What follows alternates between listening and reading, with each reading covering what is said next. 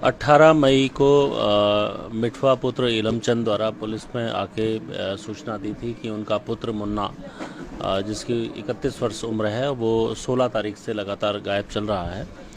Last में वो e rickshaw लेके गया था और वापसी में वो नहीं आया है। इसमें पुलिस के द्वारा तत्काल कार्रवाई करते हुए सभी संभावित स्थानों पर खोजबीन की गई थी।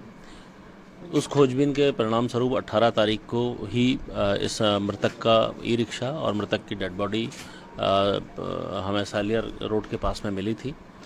तत्काल एसपी सिटी, सीओ और इंस्पेक्टर द्वारा मौके पर पहुंच के इसकी गंभीरता से इसकी जांच की गई तो प्रथम दृष्टया मामला हत्या का ही नज़र आया था।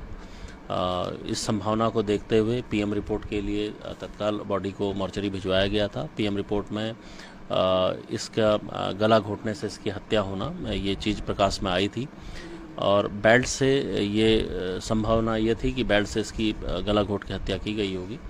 सभी संभावित जो प्रोबेबिलिटी हैं, सभी संभावित जो हमारी पॉसिबिलिटीज़ हैं, उसको ध्यान में रखते हुए मृतक के जहाँ पर भी मृतक गया था उसके वेयरअबाउट्स को चेक करते हुए जिन लोगों के साथ ये उस दिन था उन लोगों को लगातार पुलिस के द्वारा सर्च किया जा रहा था।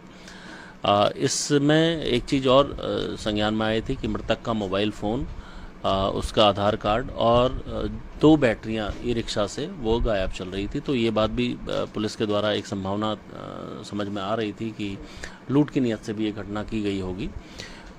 इस घटनाक्रम को आगे बढ़ाते हुए सीसीटीवीज़ का लगातार मैनुअली उपयोग करते हुए और हमारे मुखबिरों को लगातार एक्टिवेट करते हुए पुलिस को ये बात पुलिस के सामने आई थी कि 2 व्यक्ति जो 2 लड़के हैं, आशीष और राहुल, जो सलीमपुर राजपुताना के रहने वाले हैं, उनके द्वारा 2 ई रिक्शा बैटरी बेचने का प्रयास किया जा रहा है।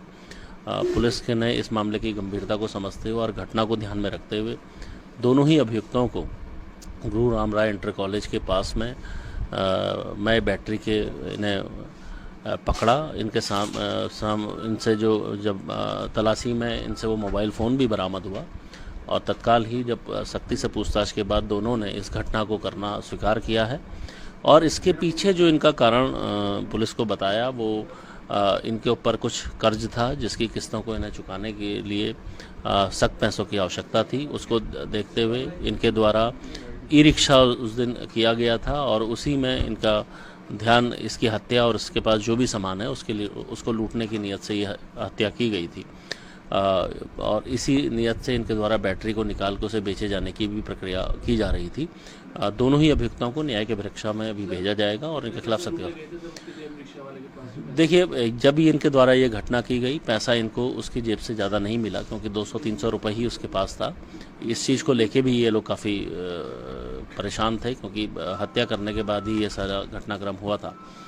तो ज़्यादा पैसा नहीं लूट पाए लेकिन उसके पास जो भी ई रिक्शा के बैटरी वगैरह जो भी उसमें थी और मोबाइल फ़ोन वगैरह वो इनके द्वारा छीन लिया गया था।